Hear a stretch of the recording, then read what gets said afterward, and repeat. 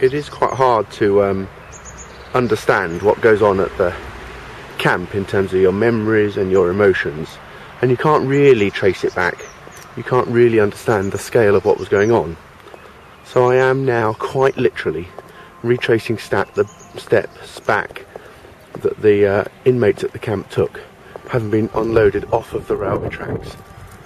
The actual cobbled route, the railway sidings and the railway tracks that they brought the prisoners here to Bergen-Belsen are still surviving, and tonight there's a small ceremony at which there's the lighting of the tracks, in which they lay memorial candles and short readings. And so I'm quite literally walking back the route that the prisoners took as they were brought here. Many of the people at Bergen-Belsen weren't just rounded up for their religious beliefs. Many of them were brought here because they were wealthy, because they were connected, or because they were thought to be useful. Bergen-Belsen prisoner of war camp was going to be used as an exchange, swapping people in return for significant other German prisoners. And so in that sense, the people who came here, not only were many of them actually German, thousands upon thousands, maybe even as many as half of them weren't German. They were literally being brought to the middle of quite literally nowhere. This is a pretty isolated spot. This is a pretty middle of nowhere atmosphere to it. I got a bus out to Bergen. I then walked to the camp today. It's a good 3-kilometre walk along a pretty lonely track. And so to be brought here, often at night, because that way it wasn't fully understood where people were going, it wasn't understood by the local populations, was a pretty dramatic and a pretty lonely thing. And so we literally see here the tracks and the railway platform in full, still available to be seen and visited. And it's really, I don't know, I haven't seen many things quite as disturbing as this. I'm told that there are sort of better remains at Auschwitz and other camps, but this is just such a simple, standing, memorial, functionary area. The actual railway platform, the actual sidings on which these prisoners were brought.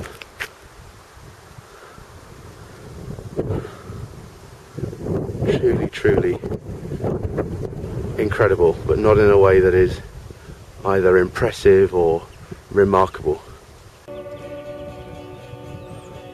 I'm at the festival where they're lighting the lights at the tracks, and you can see here they've created sheets which list the people who came off of the trucks.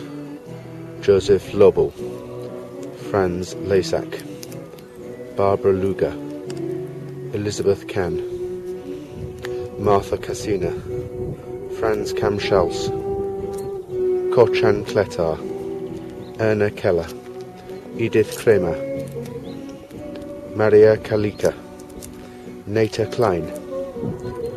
The thing that's really disturbing about this is these are names that I recognise from every day in NW6, NW3, Rimke Samuelsson, Barika Horat, Gustav Hertz, Chad Jacon, and the list goes on and on and on and on.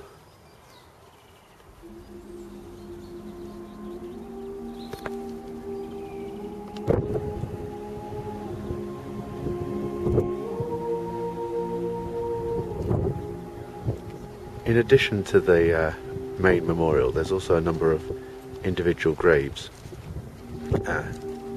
Most notably Anne Frank and Margot Frank. There is a grave. They're not at the spot where they died, but they are memorial tributes laid by people who have come since, friends, relatives, descendants.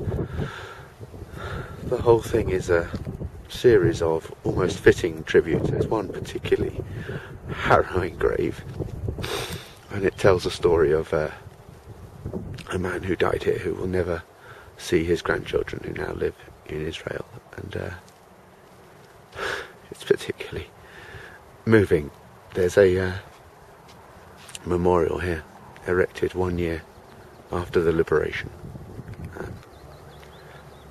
it's captured on film in quite a few bits of footage, but in English and in Hebrew, it please that the world shall never forget.